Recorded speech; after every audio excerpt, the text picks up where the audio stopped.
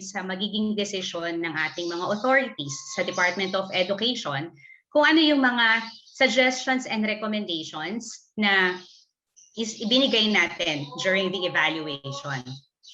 Ayan. So pasensya na may nagtitinda po ng taho. Ayan. Ayan, o di ba? Parang inulit pa niya. Okay. Sige, next slide tayo, Ma'am Irish. Ayan. So dito po, sa ating, ang i-discuss ko po ay basically yung procedure hanggang doon sa part ng program or doon sa part ng ating DepEd Memorandum on Homeroom Guidance hanggang sa effectivity. And then, for this session din po ng orientation, nag-allot tayo ng panahon upang ma-discuss yung kabuuan o yung lahat ng annexes. No? I believe ito yung isa sa mga pagkukulang namin, no? Sa National Office, sa Central Office, during the first orientation. Napahapyawan lang natin pero hindi tayo nagbigay in full details about the forms that we are going to use. No po? Okay. Yung questions po later, no? Tawag dito. Sige po, we'll answer the questions later. Ayan. Okay, so let's start po with the procedure. So sa ating nomenclature po, homeroom guidance shall be reflected in the class program of every school and other school documents such as SF9, the Form 138, the report card, and SF10, Form 137, the permanent student record as homeroom guidance. However, its details, Learner's Assessment Tool, Annex 5, shall be attached to SF9 and SF10 whenever being issued to requesting party. So dito, nilinaw na natin sa una pa lamang, nung nakaraan kasing taon ng ating implementation, sinasabi lang natin na yung Learner's Assessment Tool ay required na i-insert lang sa card, no? So this time, let us establish na kasama na talaga siya sa ating SF9. Okay? Makikita na talaga siya doon sa SF9 at sa SF10. This is based on the recommendations din ng ginawa nating evaluation, no? And then, sino yung sinasabi ditong requesting party, no? So maaring ito ay teacher o yung advisor para sa susunod na level or yung parent mismo, no? Number 2, homeroom guidance shall not be viewed as a formal learning area like edukasyon sa pagpapakatao and the like. It shall be treated as a program that will help learners develop the competencies needed in the 3 domains. Hence, its delivery in class is quite informal, but still follows the structured learning experience flow, no? So this is very crucial kasi ang treatment pa rin doon sa unang implementation natin is like a formal learning area, no? Where in fact, we stipulated in the first DM 155 series of 2020 na hindi talaga siya formal learning area. So hindi siya dapat hanapan. Okay. Sige po. Sige po, mamaya po yung ating mga queries, ano po, sasagutin po natin yan.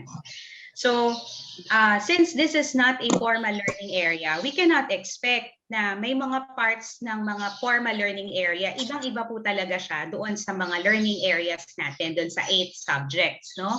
Kanina din, pinahapyawan na ni Sir Mark, ano yung structured learning experience. So, may mga guidance counselors tayo dito who happen to be our writers din, no?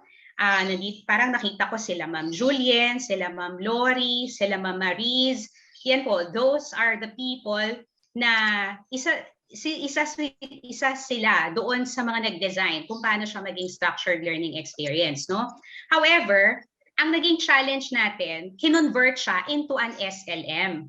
Kaya nga yung naunang na-develop na set ng modules, hindi namin siya nagamit kasi classroom-based yung kanyang, kumbaga, ginawa siya in accordance doon sa pangangailangan sa classroom o doon sa face-to-face.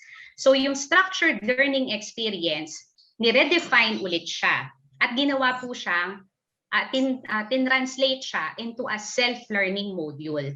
So you know how difficult it is really to convert a learning material. That is why also, para din sa maintindihan ng lahat, yung ating most essential learning competencies, as also explained by Sir Mark earlier, yung most essential learning competencies, hindi pa po ito yung kabuuan. Ito po ay parte lamang at ito ay ginagamit natin habang ganito yung ating nararanasan during the pandemic. Definitely, if there will be changes, if there will be contextualizations, that is expected from our division supervisors, sa palagay namin. Kayo yung mas nakakaalam. We have the standards, yes, we have the most essential learning competencies, but if you see that there should be some changes in relation to the context para hindi magsawa yung bata or hindi magkaroon ng parang yung factor na ito ulit yung topic, baka pwede kayong tumulong din. Ino-open natin yan sa ating mga division supervisors. That is why all of you here, regional representatives, kasi after this orientation, you are expected to deliver another set of orientation for your division personnel, including SDS, including your ESP division supervisors, your division guidance counselors. So we are also expecting na maipapahatid nyo yon sa kanila. This MELCs will not limit you to venture into creating or developing better materials as long as naka-align siya doon sa ating tinitingnan ng mga competencies. So clear po tayo doon. Mamaya po, balikan natin yan. May I request po, paki-mute yung microphone? Yes. Ma'am Irish, please help me. Ayan po. Yes, ma'am. Paki-mute Yes. lang po yung mga, yes. Oo, paki-mute lang yung ibang microphone. Thank you. Okay, number 3. Next po na slide. Okay. Sa procedure tayo, Number 3, class advisors shall be assigned to implement the program with the technical assistance of the guidance counselor. So if the school does not have a guidance counselor, the school head may assign a guidance designate, but he or she should be provided with proper training specific to the implementation of homeroom guidance. So nakita natin dito, hindi lang orientation yung kailangan. Kung kulang tayo sa guidance counselor, which is really katotohanan yan sa buong mundo, hindi lang sa Pilipinas. Buong mundo, kulang talaga ng counseling professionals, mental health professionals, lalo yung need ngayon. So what are we going to do? Magsistay lang ba tayo doon sa kulang kasi sila? No. We are going to have the designation of our guidance personnel. However, limited lang din yung magagawa nila, but at least kaya nilang gawin yung ibang guidance services at kaya nilang i-implement yung homeroom guidance, which is an information service, 15% lang naman siya doon sa ating kabuuan ng guidance program. So we have to be clear on that. So other than this, with the advisor, with the guidance counselor, we can also have our guidance designates. So kung tatanungin nyo ilan, depende po yan sa population na isi-serve, Kung nakikita ninyo na marami yung kailangan i-serve, lalong-lalo na ngayon, kahit remotely, kailangan pa rin natin ng mga guidance designates, ng mga guidance counselors. Then, sa division level or sa regional level, you can initiate that. Paano yung mangyayari sa ating designation, And then number 4, the teaching load. The teaching homeroom guidance shall be equivalent to 1 teaching load on top of the teacher's advisory and subjects load. Palinaw naman yan, na nakastipulate yan dyan. Bakit? May iba kasing gugulin sa loob ng mismong homeroom guidance program. Hindi lang siya basta advisor ka, kaya mong gawin lahat, Ito ay isang program na kailangan mong i-implement. So there is a need for us to really have, ayan, a specific loading or for the specific teacher for the homeroom guidance, no? And then number 5, the class program, malinaw naman siya that homeroom guidance shall be scheduled once a week. Okay? At kasunod niyan, yung number 6,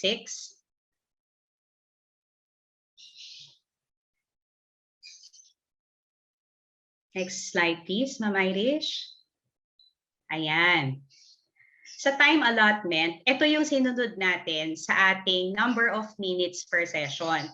Naka-design siya dyan. Like sa kindergarten, included siya sa blocks of time. And then sa grade 1 to grade 12, ang design po niya ay 60 minutes. No? Ma'am, paano po yun? Halimbawa, Jona, paano kaya ito? Kasi ang ating grades 1 to grades 6, 40 minutes lang siya. Okay. So nangangahulugan na talagang may hati yung session or yung remaining part ng SLM. SLM po ang pinag-uusapan natin, hindi naman sila magse-session, ano? Yung remaining parts nun ay maaring gawin nila on their own, no? Kasi nga self-learning modules naman siya. So basta yung design, more or less, sinasuggest niya na yung kabuuan ng isang module or isang SLM ay 60 minutes. So sinasabi din naman kung 120 minutes, that's good for 2 sessions, no? And then ito yung isa sa pinakabago, yung learning modality. Wala siya doon sa dati nating procedure, no? So the homeroom guidance shall be delivered in different learning modalities depending on the needs of the learner and the school's capability. So ibig sabihin, hindi natin ipipilit na mag-print ng SLM para maging lahat sila ay modular. Maaring gamitin yung ating soft copy ng SLM, ipasa yan kung saan sino yung nag-upload sa mga tablets ng mga bata para doon sa mga may tablets. And then pwede din siya sa online learning, pwede din siyang offline learning, ipasa lang din yung soft copy. So open po tayo dyan depending on the needs at yung kapasidad ng bata at ng kaaralan, no? So yun po, maging malinaw po yan sa atin. And then the learning materials, ito yan, number 8.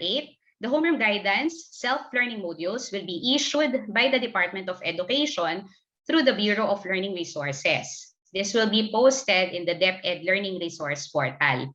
So I am also requesting BLR kasi meron po tayong mga issues and concerns in relation sa ating learning materials. We also requested BLR to provide us the complete set, no? Ang target sana natin through your group, this specific group, no? Kasi kaya ako naging very particular din dun sa attendees natin for this morning's orientation. Because gusto ko rin makabuo ng team kung saan madaling mag-disseminate, no? This is true with our regional supervisors, yung ginawa ni Sir Mark na chat group, ayan, at meron din tayong Facebook page ng mga supervisors para mas madali lang. Kasi honestly, ako din po, may difficulty sa pag-access ng learning resources dun sa learning resource portal. So what more yung iba ring bata, no? What more yung ibang wala talagang capacity, 'di ba? So yun. Yan po. Gagawin ko pa lang po yung ating pinaka-group, no? Kaya po itong group na ito ay gusto ko talaga exclusive. Ito kasi yung talagang kumbaga parang ito yung nakikita kong makakapag-mobilize ng mas efficient na implementation ng homeroom guidance, no? Ito yung wala noon kasi naka-base lang tayo dun sa orientation, distribution ng memorandum, pero hindi ako nakapangamusta in the middle, no, nung program kung paano siya ini-implement.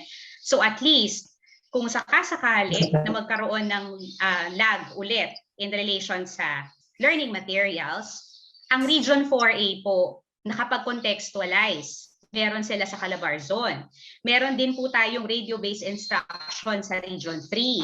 Marami pong mga best practices na pwede nating magamit or i-adapt, no, na dito sa national level para ma-distribute din natin sa ating mga kapatid sa iba't ibang regions, no?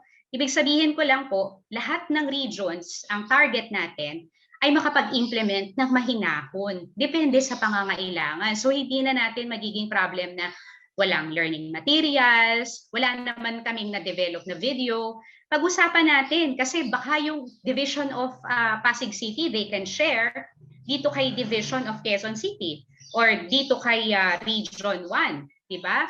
So yun lang yung ano natin, yun yung pwede nating gawin, no?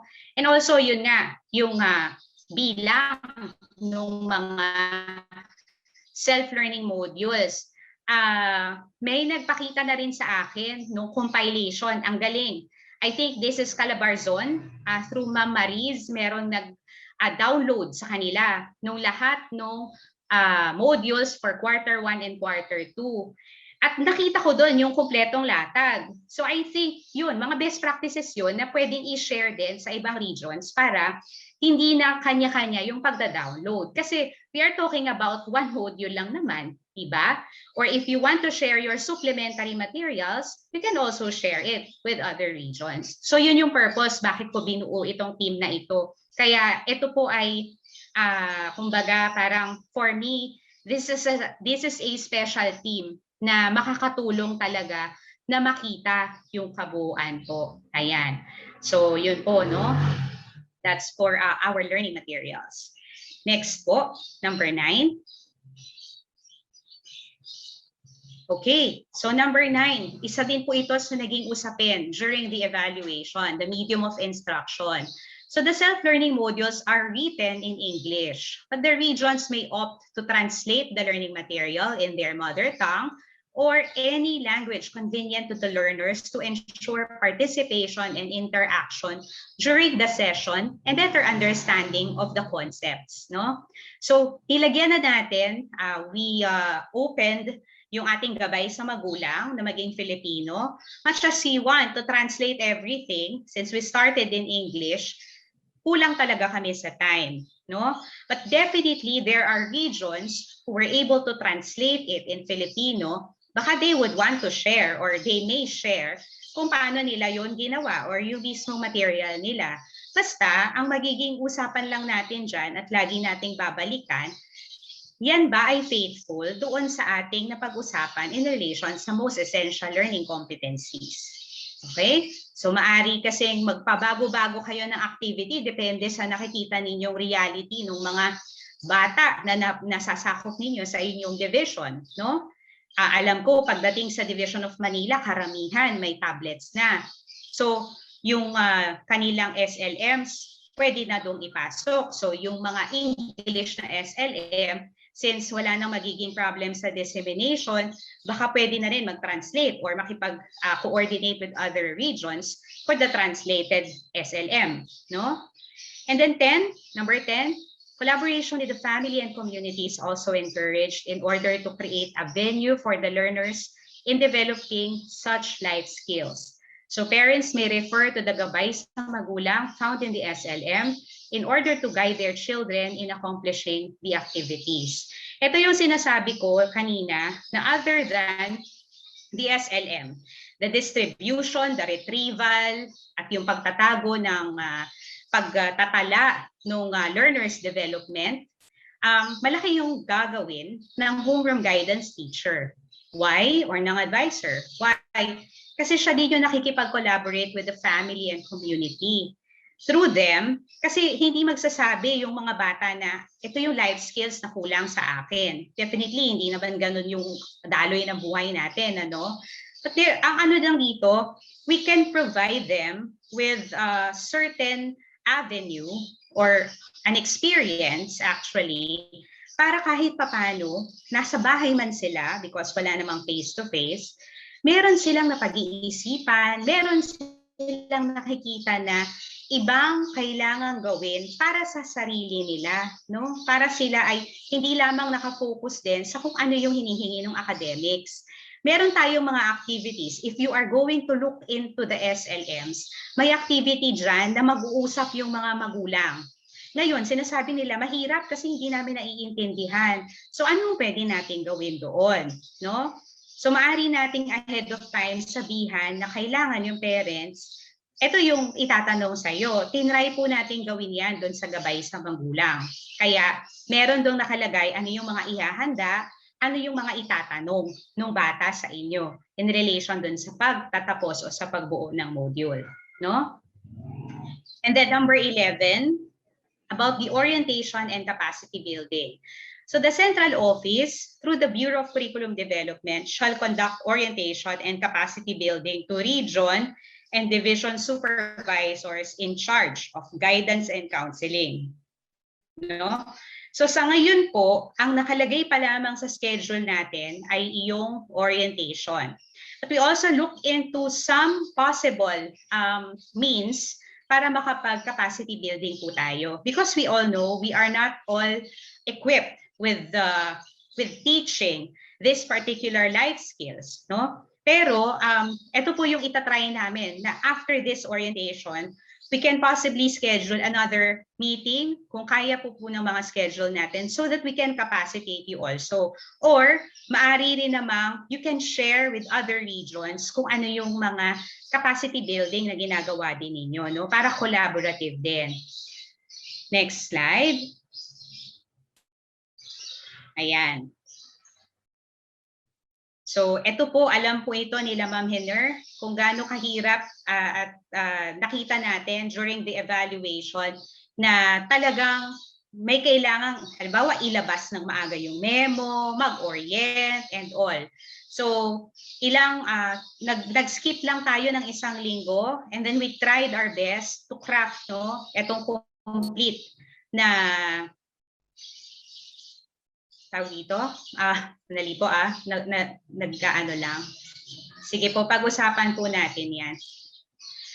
So sa procedure po, ulit, no, in relation sa orientation, we have the activities. Nakita po ninyo yan.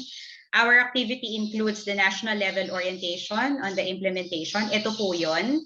So sino yung audience natin? Nilagay ko na dyan, regional supervisors in charge of homeroom guidance. So yung mga division level supervisors and guidance counselors na naririto, kayo po ay in-endorse ng inyong regional supervisors. And then, come September 8, actually September 8 onward naman ito, let's just try to really squeeze in the schedule, no?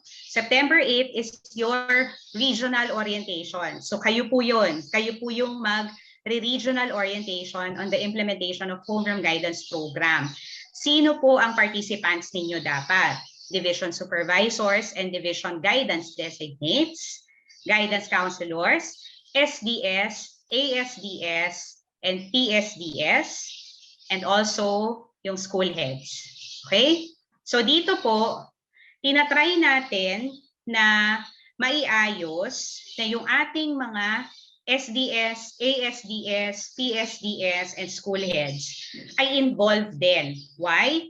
Kasi kailangan sila sa pag-implement ng program. No? So I'm talking about the orientation pa lang. Wala pa po yung capacity building. So kayo po yung bahala dyan kung ano yung gagamitin ninyo via Google Meet or Microsoft Teams. And then September 10, that's the division orientation on the implementation of homeroom guidance program for school year 2021-2022. So sino yung audience? Your guidance counselors, guidance designates, teachers or class advisors, and then depending din po ang platform sa division's preference, no? And then September 13 to 17, talagang pinasok po natin siya na by the opening of school year, nag-orient po ang lahat ng guidance counselors and guidance designates, even the teachers. First thing ng school year, we will insert the school orientation on the implementation of homeroom guidance program for school year 2021-2022. That's for parents and learners. So depending din po yan sa school's preferred platform, no? So dito po, dun sa schedule ng September 8, 10, at September 13, napakaliit lang ng flexibility. Hindi ko alam kung paano, pero ang magiging promise lang naman namin, nakaantabay lang kami, and lahat naman ng presentations na kakailanganin, we will provide. Ang magiging concern lang natin, kagaya kanina, yung binigay ni Sir Mark, that's a really, kumbaga parang overview. Doon sa evaluation, may lumabas na sabi, nag-orient yung regional level. Pagdating sa division, hindi lahat ng division nag-orient. So how are we going to do that? Doon papasok ngayon yung evaluation or yung monitoring and evaluation. And ito kasi, even the recording of this orientation ay kasama doon sa ibibigay sa inyo para makatulong din doon sa pagkakascade. Pero maganda rin na kayo yung mismo mag-deliver nitong mga PowerPoint na ito base sa inyong context. Kasi baka mamaya, sinasabi namin ito, tapos yun pala, may special na nangyayari o may mga critical incidents na nangyayari. Even if we design it ng September 8, what if hindi talaga allowed because of a certain bagyo or may mga concerns tayo sa mismong community? Then the regional supervisors, kayo po yun, you can make a decision on this. As long as hindi naman tayo masyadong tatagal at aabutin ng middle of the school year bago mag-implement. Remember, wala na po tayong problem doon sa modules ng first and second quarter. Lahat po yun uploaded na. So dito po, between today until the next weeks, no, before September 13 po, next week, marami na po tayong pwedeng ipagawa, no, na preparation in relation dito sa ating homeroom guidance. Actually, marami rin akong teachers or maraming guidance counselors din na nagtatanong. And we also need to consult you on this kasi silent yung DM about yung sa work, ano ba yun, Ma'am Irish? Yung sa ginagawa nila na parang work plan, the school work plan, parang ganyan.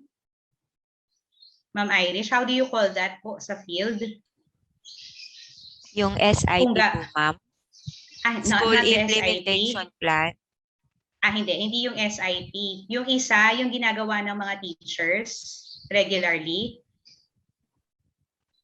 Learning Plan.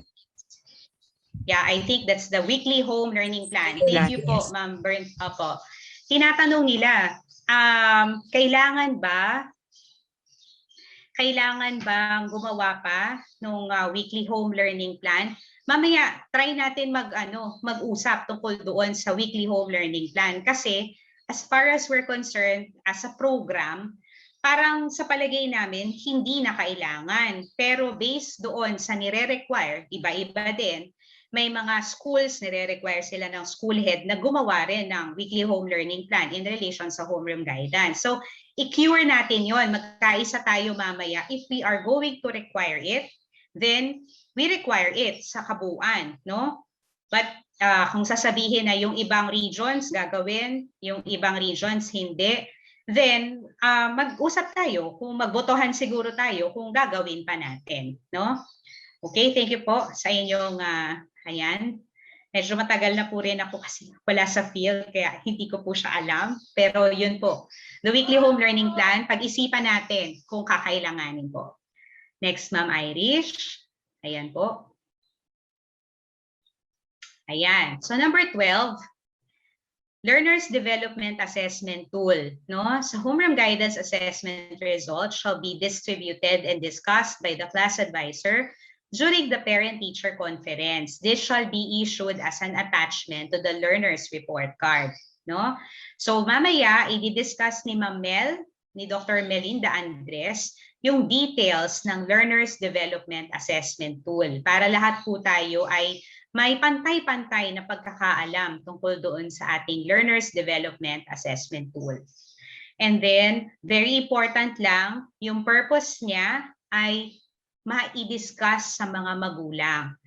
Kasi yun lang yung feedbacking, no? Kapag regular na may face-to-face, they can always go to the guidance counselor and schedule, kumbaga parang a conference with her para itanong, kumusta yung anak ko? Or pwede siyang magtanong sa class advisor, kumusta yung anak ko sa klase mo?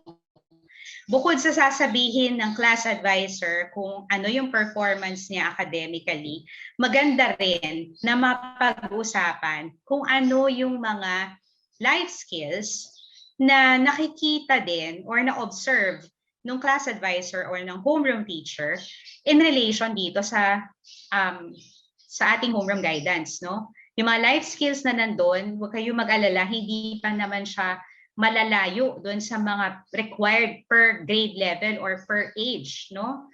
Age appropriate yung mga life skills doon. So, isa po yan sa pag-uusapan sana during the parent-teacher conference.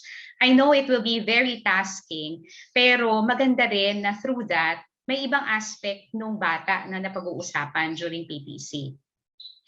And then, number 13, DepEd schools shall include all expenses relative to homeroom guidance in their annual implementation plan and school improvement plan. So ito ay bahagi rin ng pag-uusap, no, doon sa evaluation na naganap. Nilinaw doon kung saan dapat, no, kung saan yung malinaw na pagkukuhanan. Pero sabi ko nga, hindi naman tayo lahat na yung ating modules ay maaring i-distribute as a soft copy, no? Yung iba po na schools, kino-convert siya into a PowerPoint presentation. That's okay. We welcome that. And then 14, we have to take note that non-implementation or improper implementation of homeroom guidance should be subject to existing applicable administrative actions, no?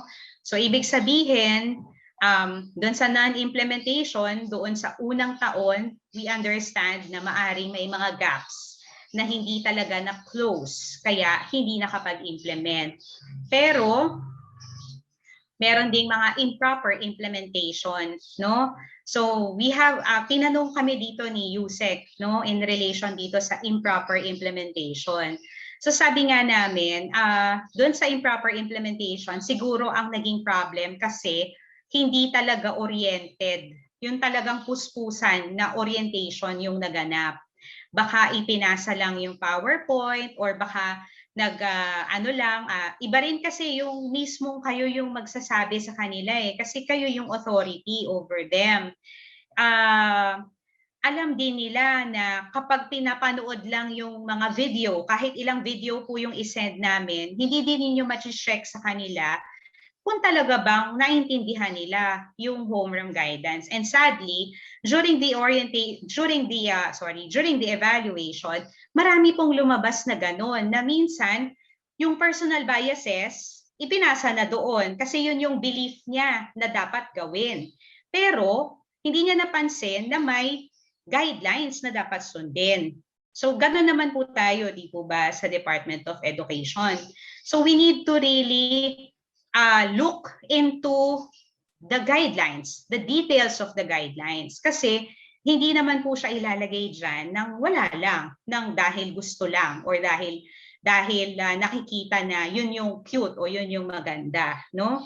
Kaya nga nakita rin namin yung need that we need to really evaluate at kayo rin doon sa inyong ginawa na mga reports, yung regional reports, makikita din doon kung paano ninyo kinascade.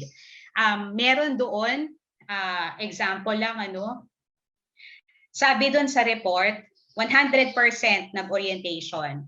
Nung chinek ko doon sa division at saka sa guidance counselor, pagdating sa guidance counselor, nalaman lang niya yung tungkol sa homeroom guidance. Dahil doon sa mga fellow counselors lang, wala talagang nag-hold ng orientation doon sa specific division.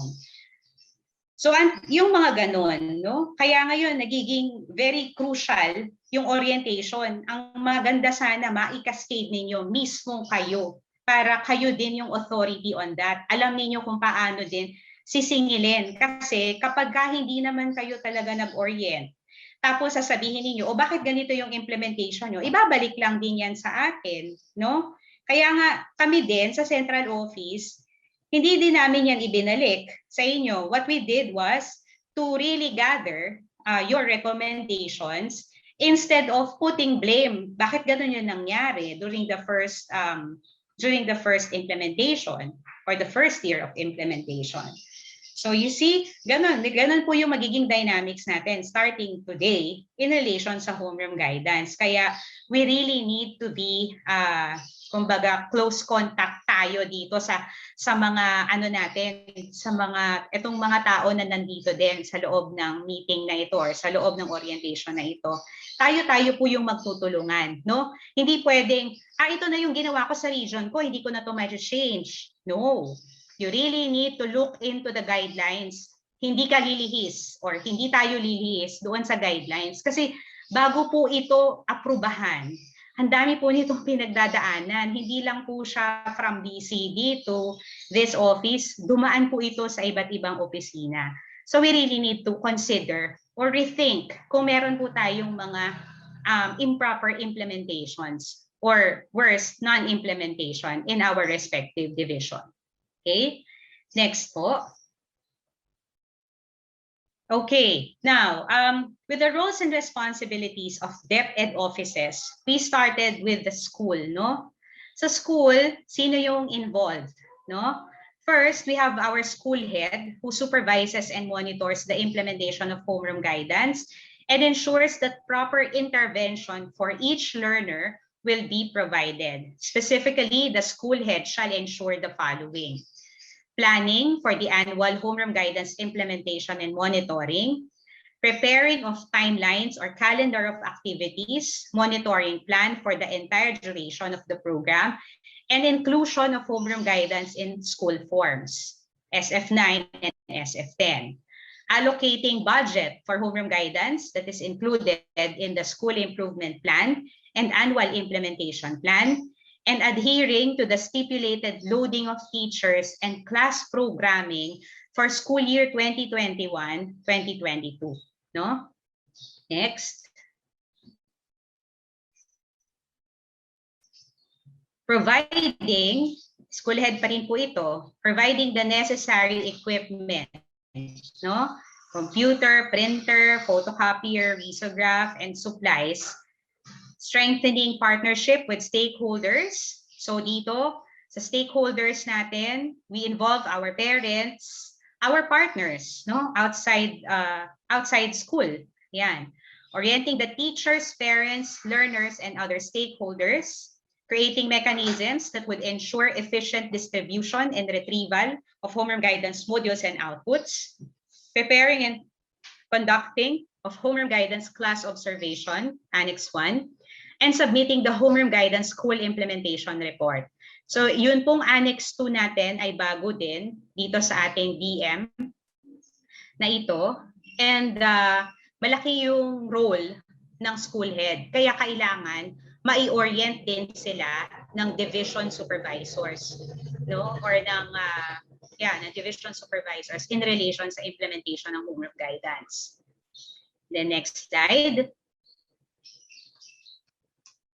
Next, number 2, the guidance counselor or guidance designate serves as the program manager and ensures the correct content and pedagogy of homeroom guidance in school.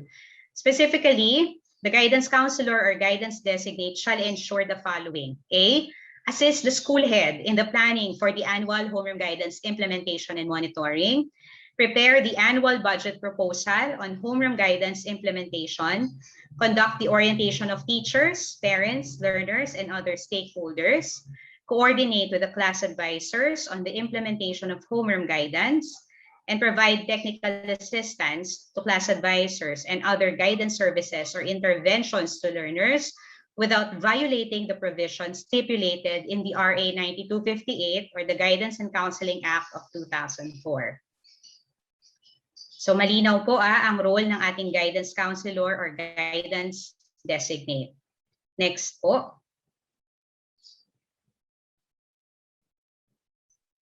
The class advisor, serves as homeroom guidance implementer in the class. Specifically, the class advisor shall ensure the following: A, distribution, facilitation, and retrieval of homeroom guidance SLMs and outputs in different learning modalities. B, evaluation and discussion of learners' development assessment results to the learners and parents quarterly.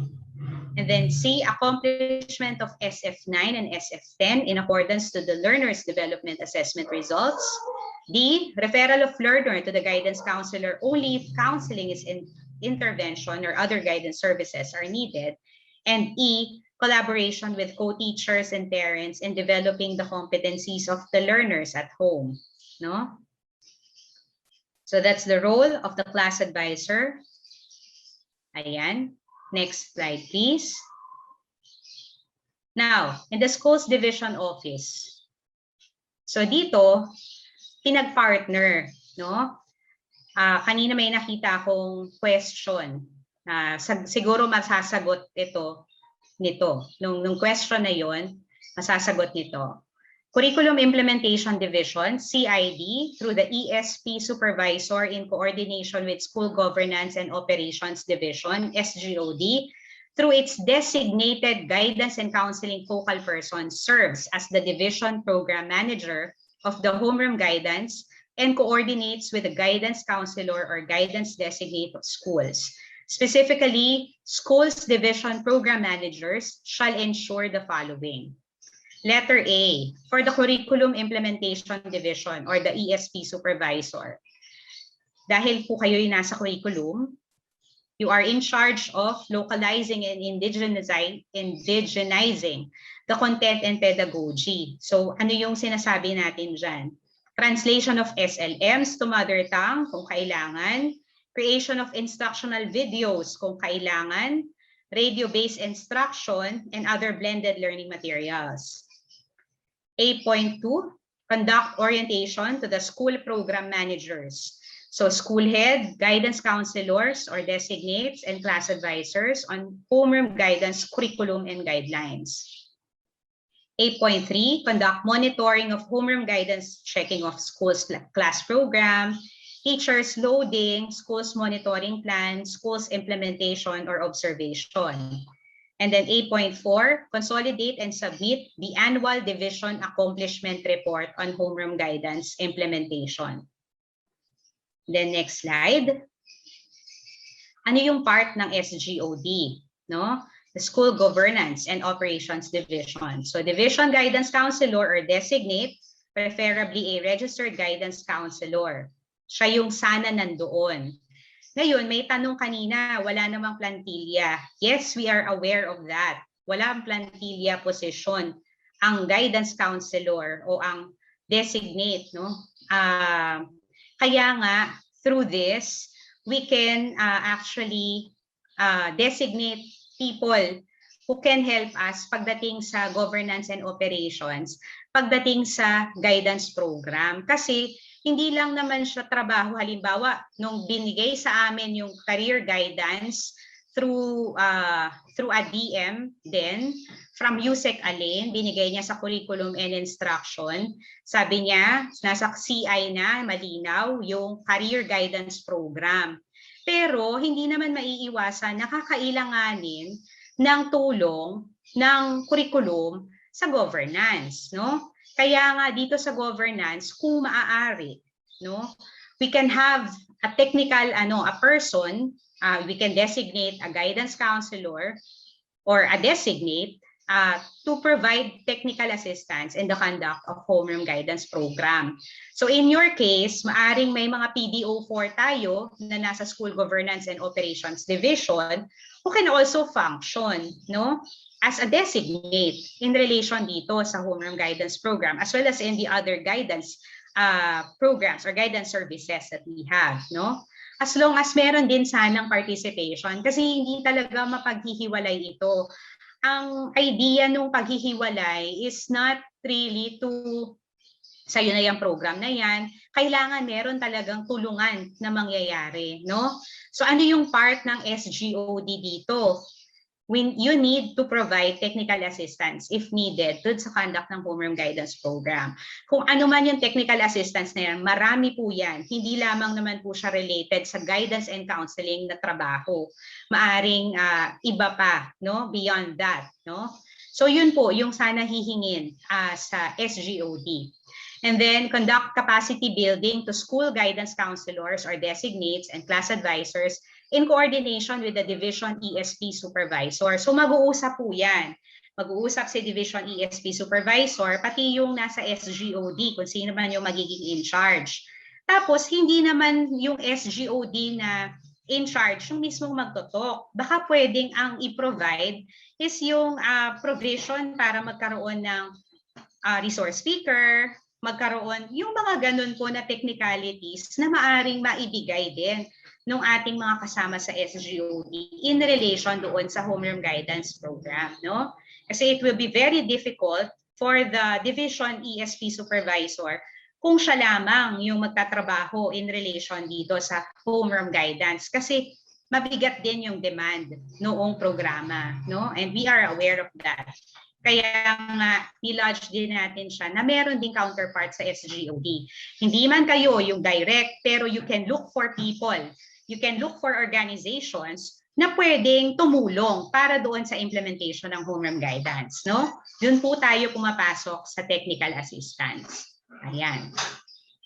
And then sa regional office po, we have the Curriculum and Learning Management Division, the ESP Supervisor in coordination with Education Support Services Division or the ESSD. Through its designated guidance and counseling focal person, serves as the program manager in the region, no? So ano yung ginagawa ng ating mga ESP supervisors or expected na gagawin ng regional supervisors, no? 8.1, conduct orientation of division program managers. So SDS, ASDS, division ESP supervisors, division guidance counselor or designate, PSDS, and school head. And then 8.2, monitor the conduct of homeroom guidance. And then 8.3, consolidate and submit the regional accomplishment report on HG implementation. So kayo po yung in charge doon sa pag-accomplish ng report. Yung ibang data para ma-accomplish yung report ninyo ay maaari ninyong hingin din sa inyong counterpart sa ESSD. Next slide, please. So ano yung role ng ESSD, no? Education Support Services Division. Okay. So ano yan? Provide technical assistance in the conduct of homeroom guidance and conduct capacity building to division program managers in coordination with regional ESP supervisor. Very quick lang kasi nakita ko yung question ni Sir in relation doon sa may tatlong malalaking program na hawak. Can you not lodge this, the homeroom guidance? Baka pwedeng mabigyan din ng technical assistance kahit yung pag-provide lang halimbawa ng mga resource speakers or in referring other learners dun sa ibang mga mental health practitioners if there's a need, no? Not necessarily, or baka may mga experts kayo na ma-invite, no? Ayan. So baka may mga experts kayo na mai-recommend in relation dito sa ating homeroom guidance. Yun yung range ng technical assistance na hinihingi natin from ESSD. Kasi halimbawa, sabihin natin about the youth formation. Ang youth formation ba walang aspect ng mental health? 'Di ba? 'Di ba meron din? Kasi pag youth formation, hindi lang naman siya puro leadership. Meron din siyang aspect ng mental health, meron din siyang aspect kung paano sila alalayan sa kanilang academic concerns, di po ba? So baka pwede na ninyong tingnan din na ano ba yung, pwede kayong mag-usap ng ESP regional supervisor na ano kaya yung pwede naming maibigay or maiprovide sa inyo na support. Kasi pagka tinignan naman natin sa kabuuan, ang laki din naman talaga ng sakop ng education support services and guidance and counseling itself. Yung support doon, malaki din yung hinihingi. Though wala sa inyo talaga yung mismong program ng guidance and counseling, pero nagmamatter siya sa mismo kabuuan ng education, no? So we need to really think of ways, no? Not necessarily to limit kung ano lang yung kaya, pero tingnan natin yung ways kung paano makakapag-harmonize ng ating mga tinatrabaho. Kasi hindi pwedeng kanya-kanya lang tayong sagwan dito, no? We are one in the Department of Education at kailangan maging aware din tayo dun sa kung ano yung maari nating tawag dito, kung ano yung maari nating gawin. Okay? Nasa ano po yan, nasa palagay ko sa pag-uusap din, no? Kaya nga kailangan ma-orient talaga yung mga persons involved. And then sa central office po, the Bureau of Curriculum Development serves as the program manager in the central office. So the focal person ensures the correct curriculum articulation and consolidates annual report on the conduct of homeroom guidance.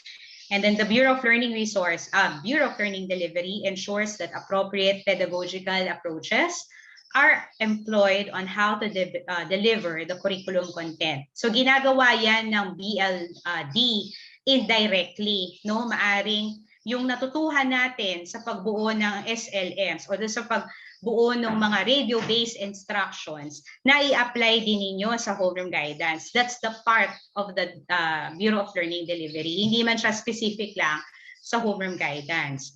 And then the Bureau of Learning Resources ensures the availability of learning resources to the field units, no? Yeah, I think meron naman tayong mga kinausap na din sa BLR who would really look into the concerns ng ating learning materials. Ayan. Sige po. Pag-usapan po natin yan later, yung mga questions. Ayan, thank you po. Nakikita ko na po, marami na po tayong mga kailangang sagutin. Okay, next po. 6 is assessment of learners' development and monitoring of the program. No? So, though the intent of homeroom guidance is to help learners develop competencies that will aid them in facing different issues and tasks, it is important to still track their level of development. So homeroom guidance implementers must always keep in mind that the program shall capacitate learners towards success. Hence, compared to the formal learning areas that are being measured following the DO number 8 series of 2015, homeroom guidance shall utilize learners development assessment tool. So that is our Annex 3. And then guided by the verbal descriptions below. Ayan. So sa verbal descriptions po, meron tayong bagong inilagay, yung NO or no chance to observe. Anong ibig sabihin nito? The learner did not submit outputs or has not shown any of the target competency in a particular quarter. Okay? So ito ay case-to-case basis din naman.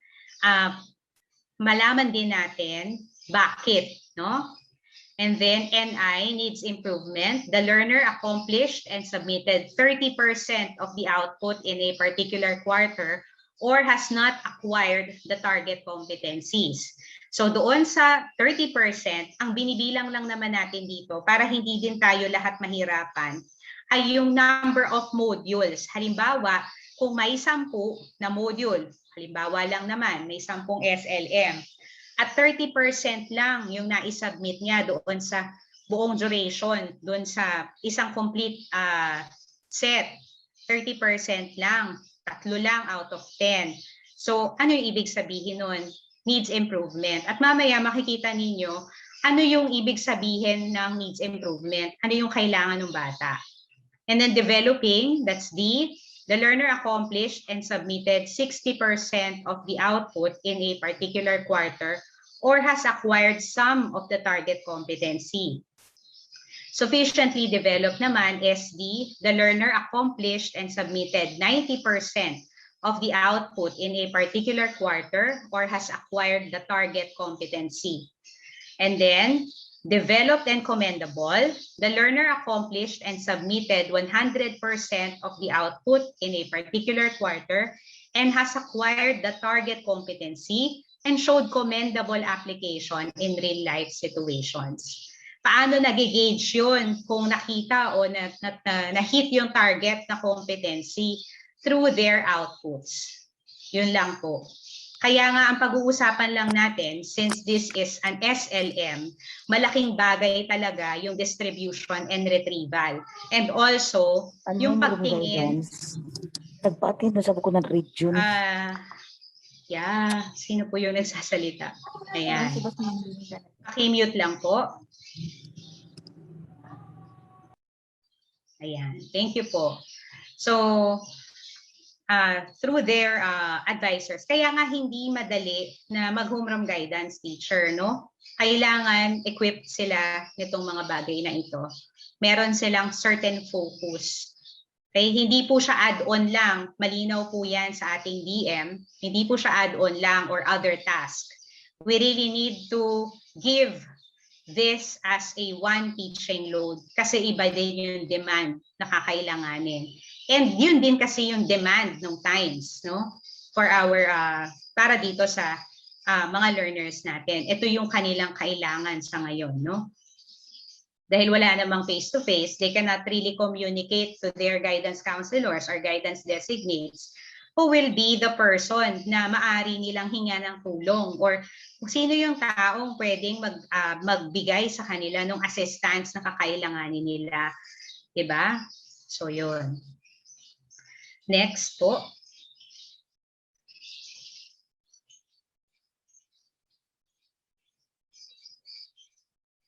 So, learners' development shall be assessed through their portfolio and performance task. Yung definition po ng portfolio and performance task ay makikita natin doon sa beginning or doon sa unahang part ng ating homeroom guidance policy, no? Or homeroom guidance guidelines. Conduct of homeroom guidance is mandatory, but this is not part of the academic rating. So grades are just descriptive. So ibig sabihin, yung needs improvement natin, needs improvement description shall not be treated as failed, but shall indicate the need for intervention from school and home.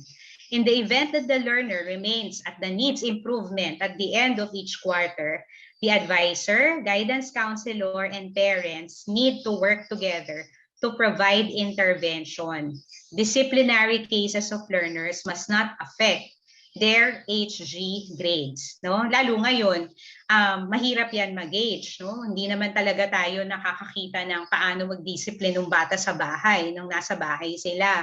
So doon, ang hinihingi, kapag may makita na tayo na hindi gumagawa, hindi nagsasubmit, or kung nagsasubmit man pero hindi naman kompleto, needs improvement. So there is something na kailangan i-address sa kanya.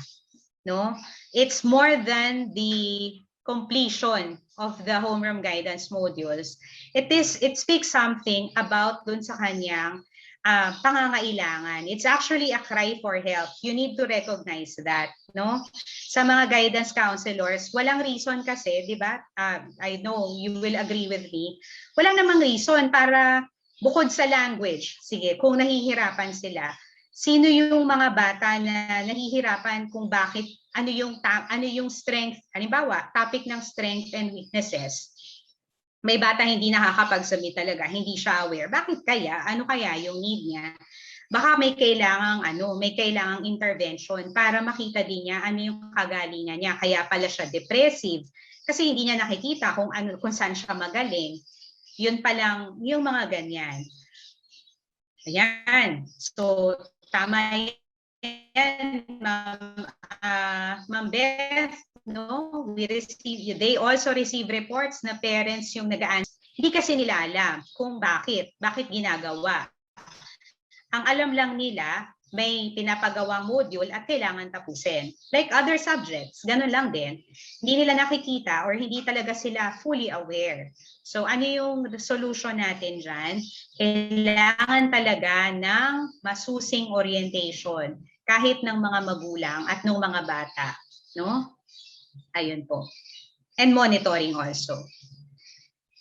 So homeroom guidance grades. Ayan, ito yung bago, no? Based doon sa ating evaluation. Homeroom guidance grades must be reflected in the SF9 and SF10 using the following descriptions. Ang makikita lang din dyan ay NO, NID, SD, DC. Ina-average ba siya? Hindi po. Ang description na yan ay good lang for 1 quarter. Ibig sabihin, it's the set of competencies na dinidescribe niya. Say for example, no, yung bata, first quarter, Ma'am Irish, pakibalik lang po dun sa yung may 30%, 60%. Ayan, yan. Yung, no, baba ka na. Yan. Isa pa. Ayan, okay. This is also true dito sa ating 30%, 60%, 90%, no? Bukod doon sa yung verbal descriptions na ito ay makikita natin sa card. Yan din yung magiging basis natin, no? So wala na tayong i-average dyan. Halimbawa, ang explanation yan sa mga magulang, Ma'am Irish, balik na po tayo doon sa SF9 and SF10. Ayan. Ang explanation niya, halimbawa, first quarter, sabi, ang learning modality, halimbawa lang, ano po, learning modality ng bata, halimbawa, nag-modular siya. Pero hindi naman nakakasubmit ng modules pabalik. Natapos yung first quarter. So ano yung grade natin sa kanya?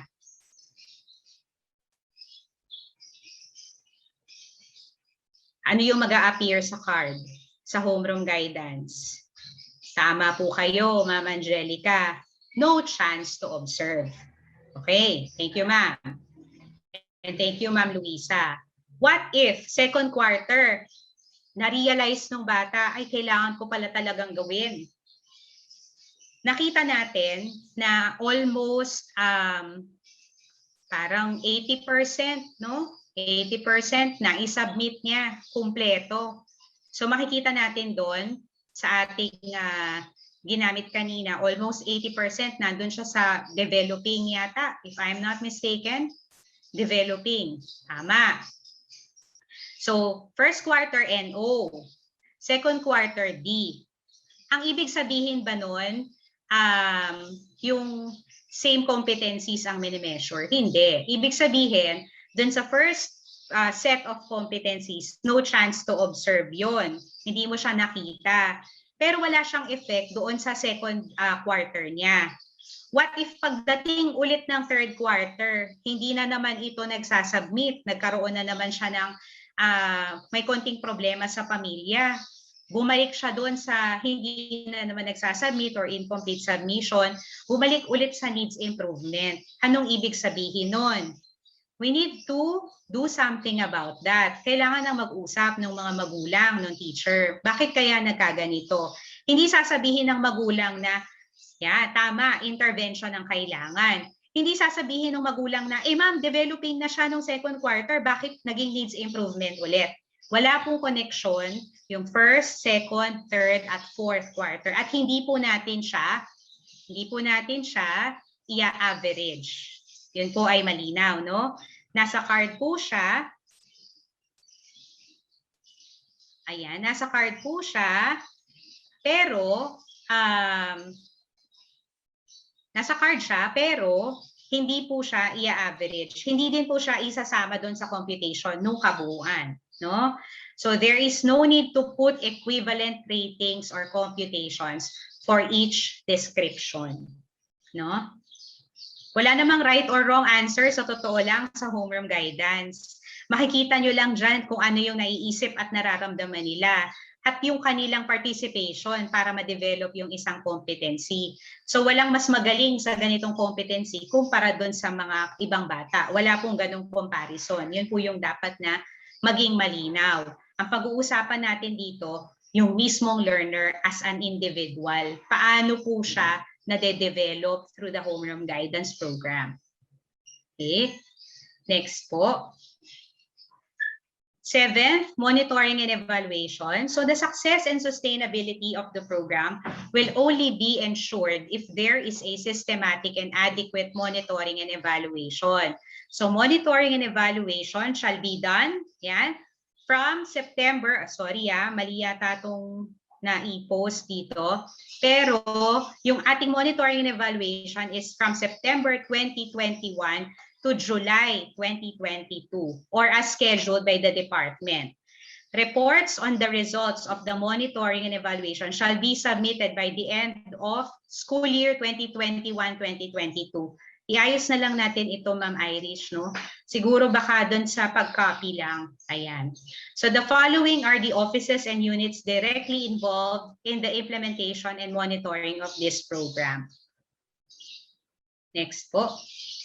So sa school level, the school head leads the monitoring in coordination with the guidance counselor or guidance designate using the Homeroom Guidance School Observation Tool and Homeroom Guidance School Implementation Tool.